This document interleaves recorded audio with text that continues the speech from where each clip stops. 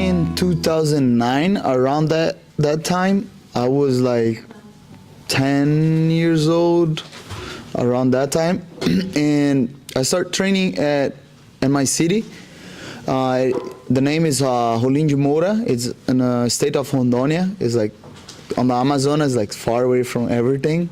And I started training there with my professor Rafael Godoy. He introduced me to Jiu-Jitsu.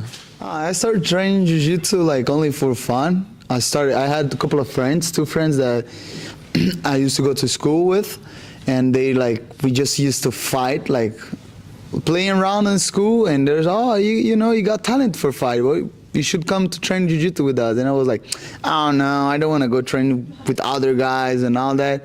And then it was one day I started to go, I decided to go, and it was great. Like I had a great experience, and I just started training. Because on that time my focus was I used to play football, like soccer. And then it was like I fell in love with Jiu-Jitsu. It was amazing. I think it was great. It was a great background for me because I started competing as a very young, right? So I did all the color belts, like yellow belt, orange belt. All those levels, I saw Jiu-Jitsu growing up a lot because I started with my professor here, like more basic Jiu-Jitsu, like I want to say old school. But because I was competing, during that time, I saw Jiu-Jitsu going from like the close guard, armbar, triangles to like berimbolos and all those crab ride and all that. It was like great for me, but the thing was kind of a little bit harder because I was like from a small state, like we didn't have almost Jiu-Jitsu at all. So I had to chase the new Jiu-Jitsu, right? So I had to move to São Paulo, and then after that I came to New York. So I started training in New York in 2017. I remember I got in New York was beginning of February in 2017, and it was kind of tough for me, to be honest, because I didn't speak any English at all, so only Portuguese. I didn't know the people. Like I came because a couple of friends invite me, so I didn't know anyone, and was kind of just going to see what happened. And my first 6 months here, I was like, oh, okay, this is the place I want to live for a while, and I want to train with those guys. They treat me super well. And when after 2 years I got more comfortable and confident speaking English, and I started teaching classes and all that, and this was when I got more into know the city better, know the people and the culture of United States, and especially New York. At first was a shock. I realized I had a really bad jiu-jitsu and I realized that I gotta change everything. But it was really nice because I had a bunch of people that was black belt levels that I could compare myself. Oh, I gotta get into that level in jiu-jitsu so I can win all those tournaments.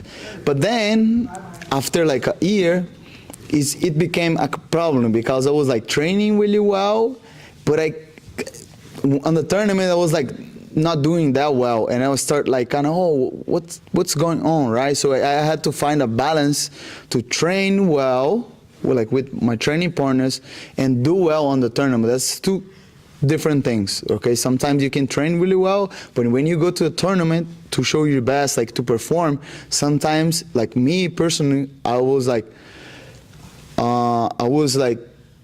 thinking too much, oh, I did really well on the during the camp, I trained really well. I was I was beating this guy, that guy, whatever. I was doing well, and when got to the tournament, I was kind of freaked out a little bit. I was kind of too nervous because of the pressure. I couldn't deal really well with that. So what I had to do, I had to change it, a bunch of stuff, my lifestyle especially, to get there and do my best, because I always did jiu-jitsu to have fun. I always like to do an art for me. I can express myself, show myself with jiu-jitsu, right?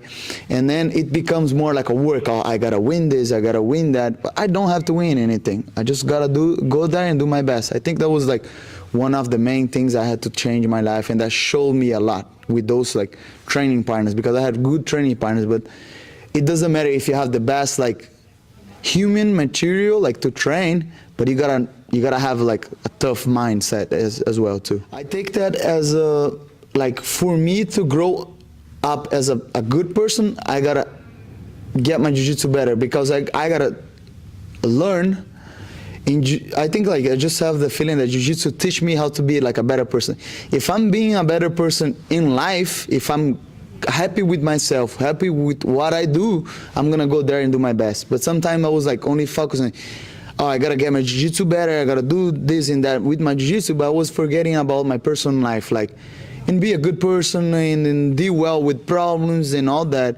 And I think that's the most like bigger thing. It's like difference. I feel when I'm good with myself, happy with myself, in peace with me, I can do really well in tournaments. And that's like what motivates me, is like I have a feeling that if every time I grow and I'm getting like smarter and like a better person, my jiu-jitsu level up with me. So I have some plans. One day I want to have a gym, like I want to have my students and all that. But right now my plans is I want to win more titles and with no-gi. I want to win like a world's like open class 2, and I want to win gi worlds as well. But plan for more like in 3 years. I want to get into MMA. I want to get the UFC belt. And one day that's like a big goal for me. But it's not the main plan right now. But it's like in 2-3 years I want to get serious into MMA, and after that probably open up my gym and chill a little bit.